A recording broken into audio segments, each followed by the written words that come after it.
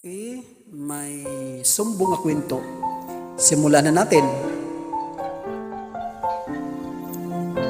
Mahal, hindi yun na ba magbagong isip mo? Hindi. Kailangan kong gawin ito para sa kinabukasan natin. Bakit? Ilan bang mabigay na hindi mabigay dito? Alam ko naman, diba, na dito sa Pilipinas, napakahirap ng buhay. Kahit kumayod ka ng kumayod, wala, kulang pa rin ang kita. Kaya nga ako makikipagsapalaran, diba? Pangarap mo yun. Baka pang sarili mo lang.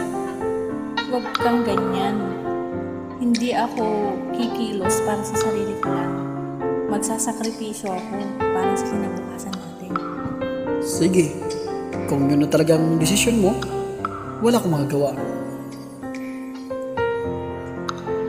Sang umalis na ang babae, nagdamdam ang lalaki.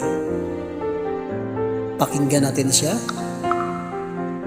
Tingnan mo, simulang umalis na siya. Wala eh. Text or chat o tawag, wala. Tawagin ko nga siya. Oh, hello. Bakit? Napatawag ka? Galit ka pa? Tingnan mo nga. Sa pag-alis mo dito, wala ka man ng text, wala kang chat.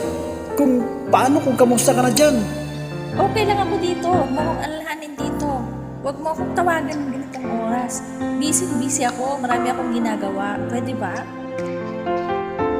Kaya mo pala nga wala ako? Ay naku, wala ako sa magpaliwanag pa ng magpaliwanag sa'yo dahil busy ako. Pwede ba? Huwag mo na akong guluhin. Sige, bye-bye. Di ba ba niya ng telepono? Wala akong magagawa.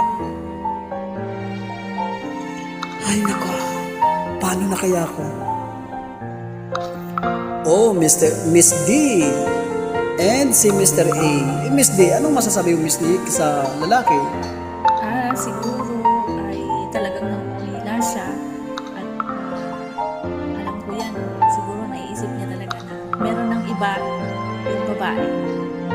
Ayun nga siguro, Miss D, dahil yun nga. Pero hindi man natin makuha na ang lalaki na babahala dahil yun nga, simulang pag-alis niya daw, hindi na siya nag-text, hindi na nagtawag. Oh, may posibilidad talagang meron na siyang iba doon at hindi niya lang inaamin sa lalaki. Yun nga. O baka busy naman ang babae or ano pa. Well, sila ang nakakaalam. Ang babae na lang ang nakakaalam doon. Silang dalawa. Sana tumating yung panahon na umamin din yung babae sa lalaki. Kung meron na talaga. Yung laki naman daw nababahala, di ba? Kasi ginakabahan eh. Simulang pag-alis, walang chat, walang text, kahit sa akin siguro mababahala din ako kung hindi ba ganun. Oo naman, kahit ako, kung babalik ka rin ng sitwasyon, akong babae, ganun ang gagawin niya, syempre, mag-isip ko rin yun. Lalo't malayo ako. Oh, di ba?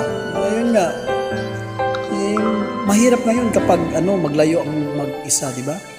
Oo naman, kung magagawa ng paraan sana na hindi magkalayo, wag ganun kasi magiging dahilan ng pagkasira ng pamilya.